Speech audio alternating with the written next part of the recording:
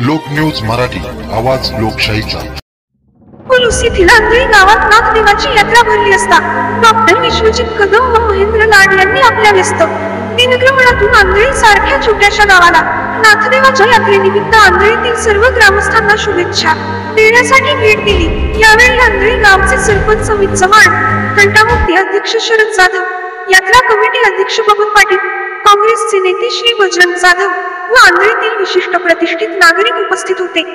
यावेळी बोलताना बजरंग जाधव म्हणाले, सालाबाद प्रमाणे आंधळी येथील ग्रामदैवत श्री सिद्धनाथ यात्रेनिमित्त या ठिकाणी मोठ्या प्रमाणात भाविकांची गर्दी झालेली आहे। यात्रेच्या निमित्तानं गावातील सर्व ग्रामस्थांना शुभेच्छा देण्यासाठी व ग्रामदैवताचे दर्शन घेण्यासाठी महाराष्ट्र राज्याचे माजी मंत्री माननीय डॉक्टर आणि या मतदारसंघाचे लोकप्रिय आमदार माननीय डॉक्टर विश्वजित कदम यांनी या यात्रेमध्ये भेट देऊन सर्व यात्रेकरूंना शुभेच्छा दिलेल्या आहेत। तसेच गावच्या विकासासाठी डॉक्टर विश्वजित कदम हे आपणाला लागेल तेवढा निधी देण्यासाठी आग्रही आहेत आणि इथून पुढच्या गावच्या विकासासाठी या मतदारसंघाचे लोकप्रिय आमदार डॉक्टर विश्वजित कदम हे कटिबद्ध विकासासाठी आहेत।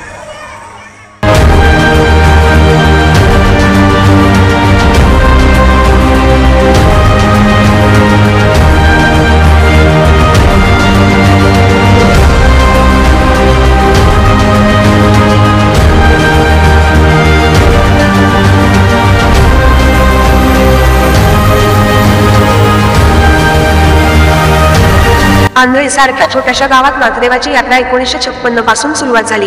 या गावात सर्वपक्षीय नेते एकत्र येऊन या नाथदेवाची यात्रा भरवली जाते। ही यात्रा चालू झाल्यापासून या यात्रेला कधीही कोणतेही गालबोट लागले नाही। नाथदेवाच्या यात्रेविषयी बोलताना बजरंग जाधव म्हणाले,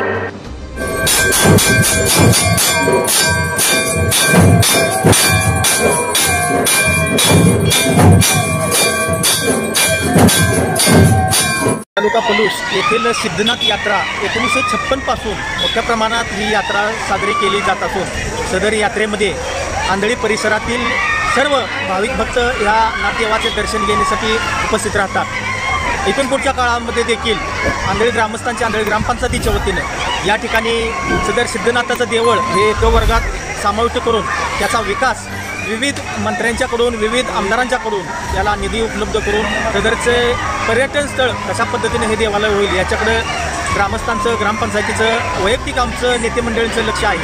सरकारचे गालबोट न लागता न तंटा तक्रार होता गावाच्या एकत्रितपणाचा हा फायदा व्यवस्थित गावाला होत असून सदर यात्रेमध्ये विविध पक्षाचे नेते मंडळी देखील या ठिकाणी उपस्थित होते।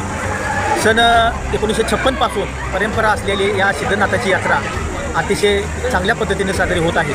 सदर यात्रेमध्ये येणाऱ्या सर्व भाविक भक्तांना आंधळी ग्रामपंचायतीच्या वतीनं आंधळी ग्रामस्थांच्या वतीनं सर्व भाविक भक्तांना शुभेच्छा देतो।